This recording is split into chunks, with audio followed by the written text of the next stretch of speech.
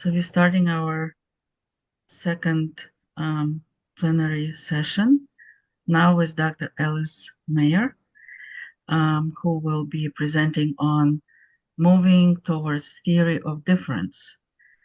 I will say a few words about Alice, who I know for probably 20 years now.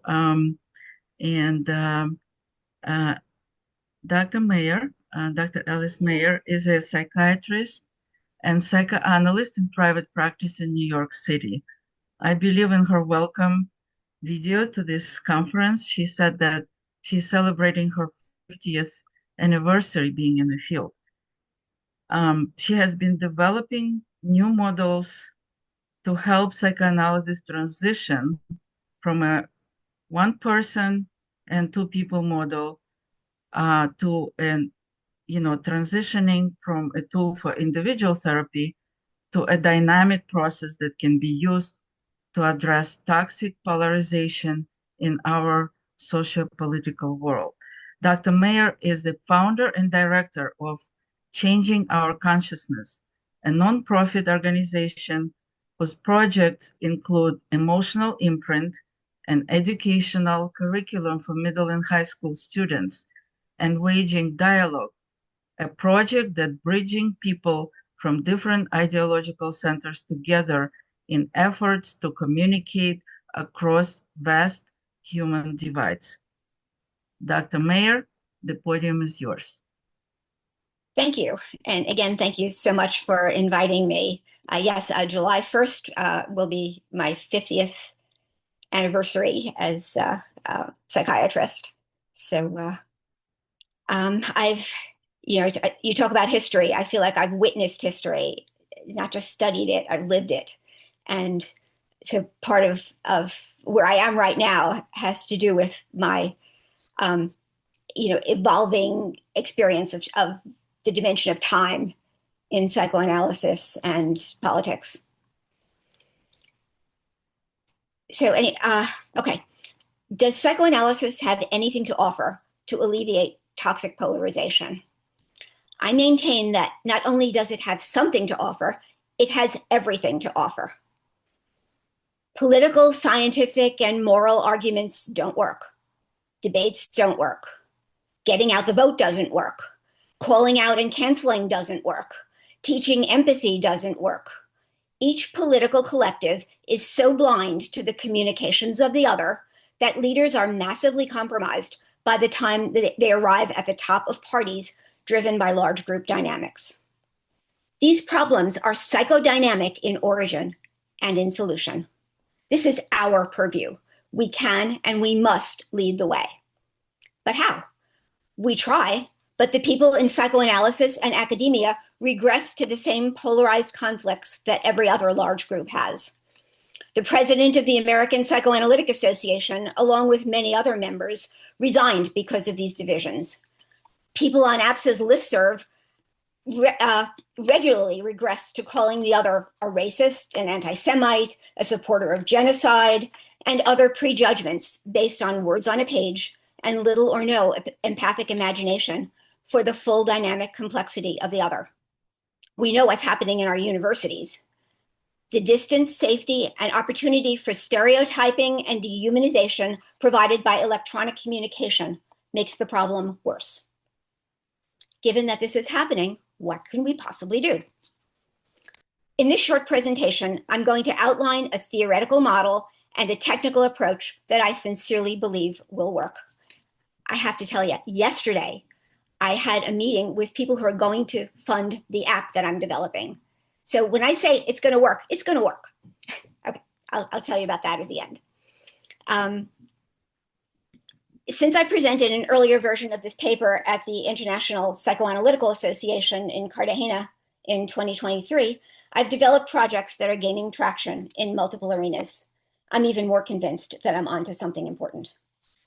Okay, 2 directions will be necessary. One directed toward our own field and one directed toward the outside world.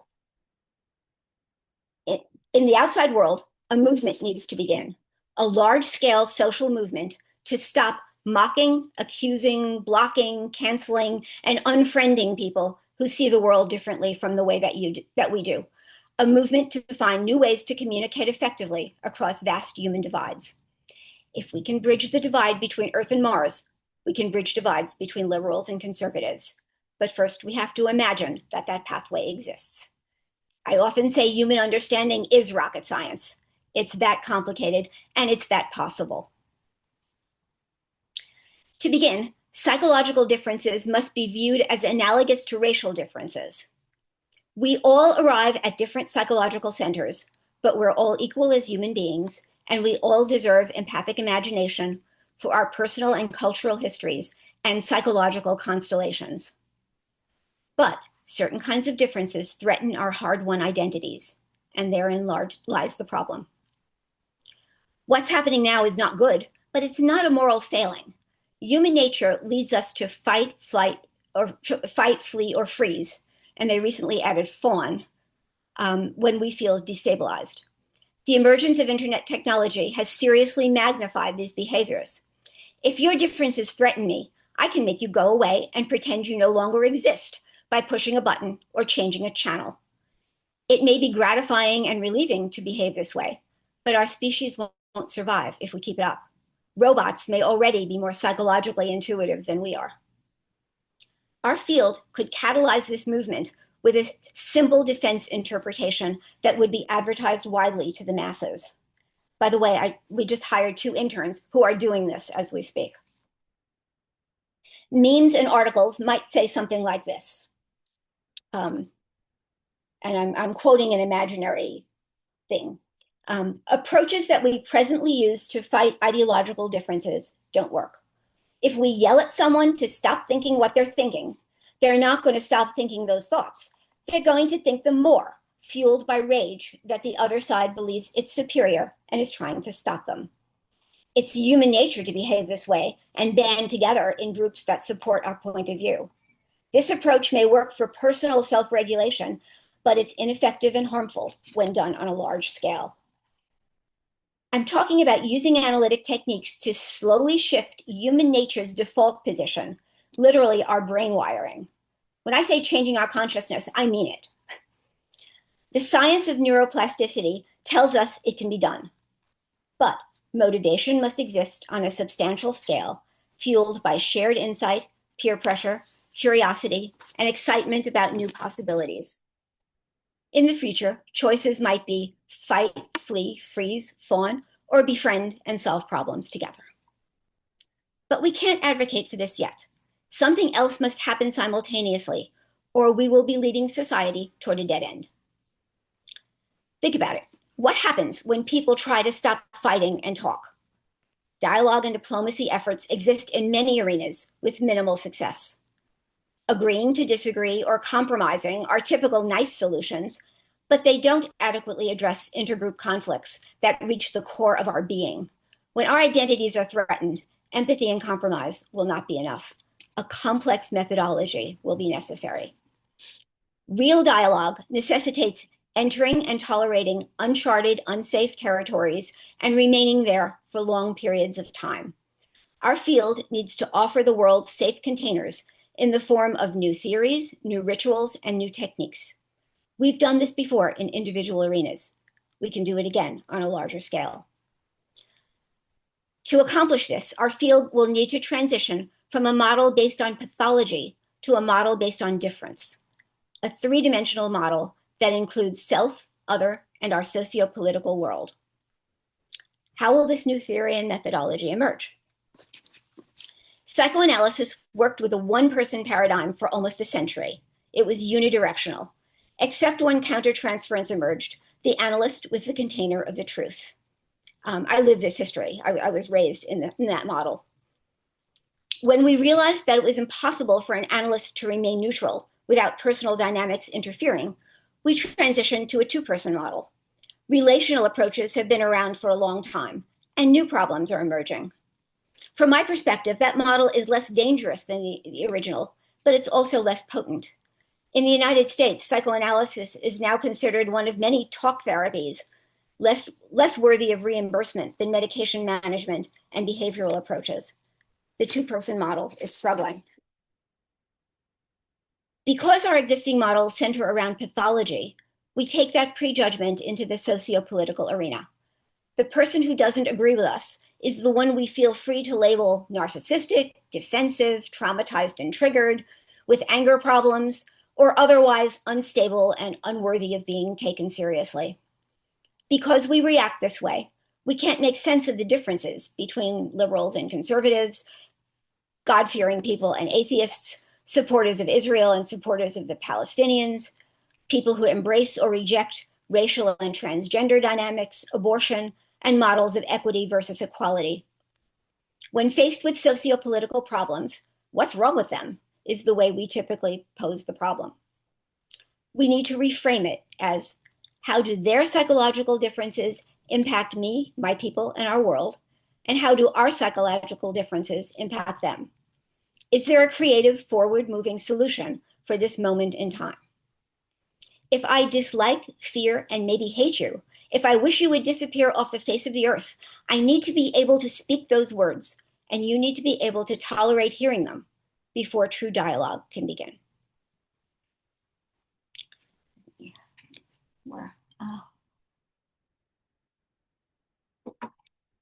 A personal experience led me to the conviction that, with the development of theory and technique, these bridges can be erected. I entered training in 1978, the analytic training, as a young, soon-to-be pregnant Catholic woman in a world almost entirely populated by older Jewish atheist men. I felt, and I was, different from the start, not unlike the people of color entering the IPhA community today. But no one noticed because those kinds of differences weren't part of our theory or technical approaches.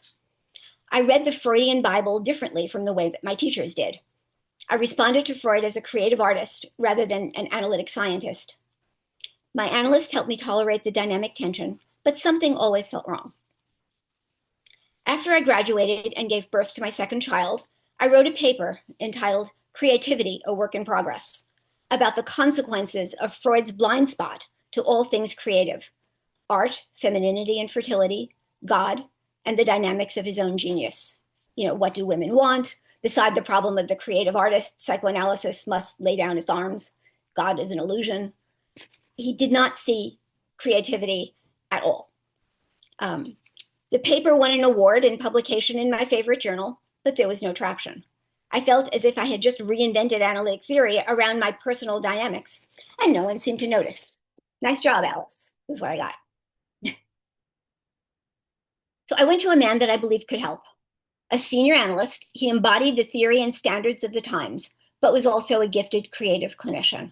He was literally chair of the board on professional standards. I told him that I needed help differentiating my personal, idiosyncratic, possibly defensive way of thinking from a new perspective that could be developed into new theory. He asked how I thought we could do that. I suggested meeting 5 times a year and asking him to read letters that I would write between meetings. He agreed. I asked how much he would charge. He said nothing. It literally turned the analytic model inside out. 5 times a year, a dialogue between equals, no money. I called it catalysis rather than analysis. I don't have time to go into detail about the experience, except to say that it moved. It came to closure after about 10 years.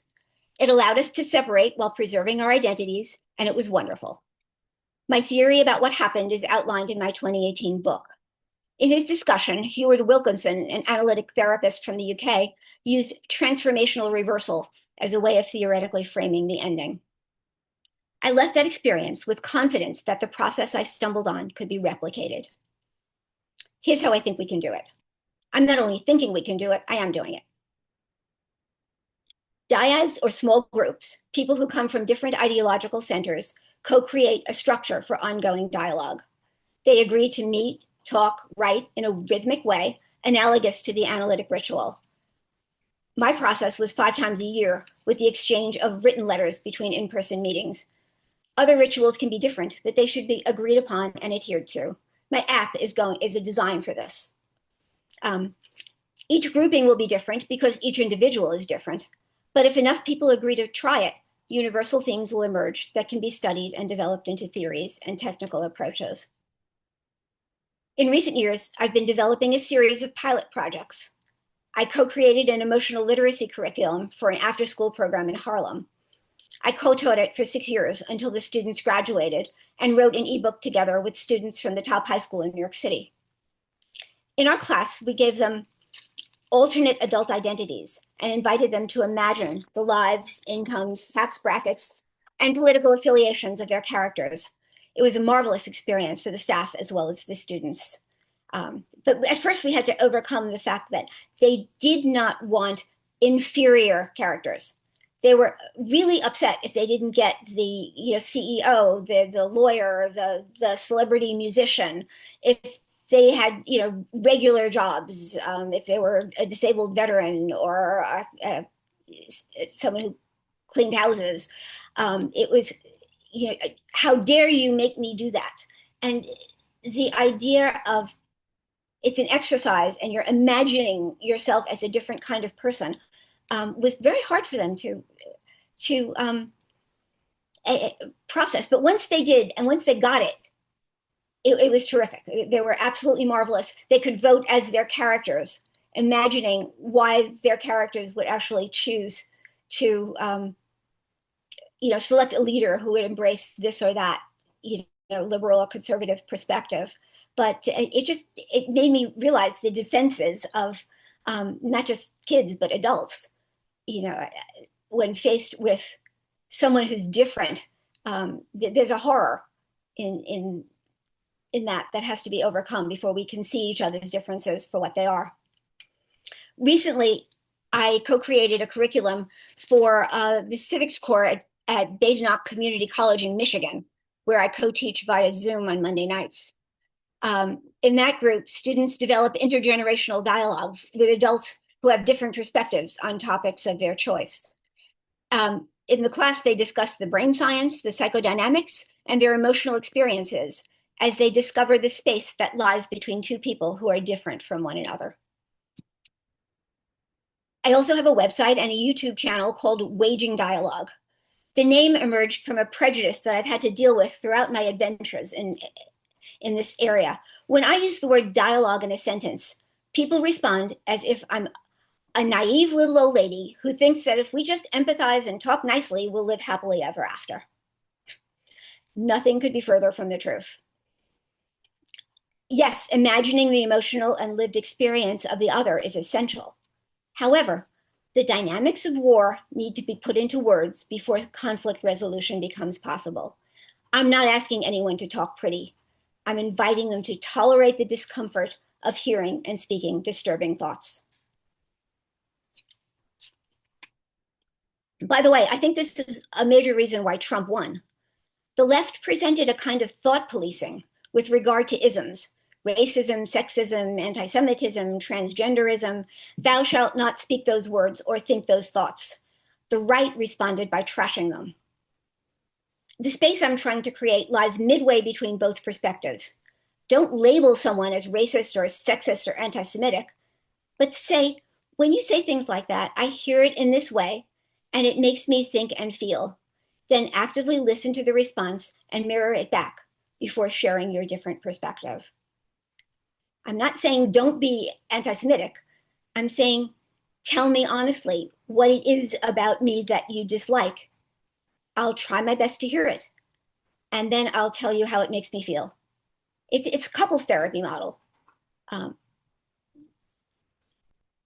Okay, if you go to YouTube and search for Alice Maher and Bobby Powell, you will see me engaged in a Zoom dialogue with a man who was at the US Capitol when it was stormed by Trump-supporting Republicans on January 6th. He was, hold on one second. I'm sorry. I'm presenting a conflict. Yeah, excuse me, I'm sorry.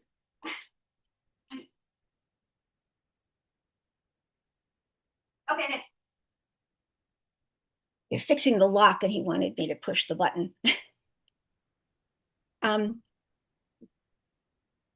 Anyway, me and Bobby Powell. He was convinced that the event was set up by the FBI and representatives of the left. Later, a group of analysts discussed our conversation in a meta-dialogue, and they met him in a Zoom conversation. He and I met in person when he came to New York for a rally. We've become Facebook friends, proud to know and survive one another. You know, when you get to know somebody like that, you understand where they're coming from. Empathy is not agreement. But, you know, when you hear his story, you understand why he thinks Trump is the person. When I talk to friends on the far right, arguing that they're wrong or stupid or evil about the rigged election is a setup for offense, counterattack, and alienation. But when I say something like this, the response opens a pathway for continued dialogue. For example, I said, the left may have wished we could, but I don't think we're smart enough to rig an election of that magnitude without getting ourselves caught. It's, you know, sort of funny, accurate, but bridging, you know, bridging in a way that isn't saying you're stupid and crazy and evil, but, you know, I kind of don't think we can do that. Tools that we use to bridge divides with our analyses can easily be reimagined for these kinds of dialogues. That said, it's essential to imagine a level playing field, one that focuses on difference rather than pathology. My errors in understanding Bobby and his friends were just as obvious and just as essential to correct. For example, white supremacy is a serious misreading of their meaning and intent, and anti-abortion is not about power over women. One brilliant man told me he supported Trump because he represented the Jungian archetypal trickster, a necessary shapeshifter for this moment in time. That made sense to me. It made me think about him in a different way. Does America and the world need someone like this? Like the way we need a symptom, the way symptoms arise in individuals. You can try to make them go away with medication and behavioral, but if you look at why this person needs this symptom at this moment in time, it can change just by virtue of being understood and understandable. Couples therapy models begin with the same idea. Repeat what the other person is saying until you get it right and can validate and empathize. From there, you can move the dialogue to include different perspectives, feelings, and opinions.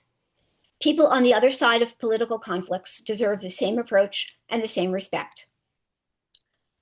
There was a period a couple years ago when Lara Sheehy and many others resigned from IPhA when they didn't allow her to present at a conference because of her support of the Palestinians. The president of IPhA later resigned as a result of the backlash. We've moved on, but nothing about this situation has been resolved. I'm imagining a co-created psychoanalytic homeland with supporters of Israeli Jews and supporters of Palestinian Muslims attempting to bridge their political and religious divides by talking and writing for as long as it takes to develop insight and empathy, struggle together, and imagine creative political solutions that can be shared with the outside world. Lara's thesis that dialogue doesn't work because it's a tool of the oppressor will emerge and will need to be creatively addressed. That happened in my experience as well, but it's too complex to develop in this short presentation. In other words, dialogue is necessary, but at some point the dialogue won't be enough. Action will need to happen, because if you're not understanding, and you're not understanding, and you're not understanding, and you're not understanding, at some point action has to happen. But that's, again, part of the theory. It's something that can be understood and developed. My Waging Dialogue project has brought together many dyads and small groups of people willing to discuss their differences in a public arena. One group of IPhA analysts has developed a fascinating dynamic process.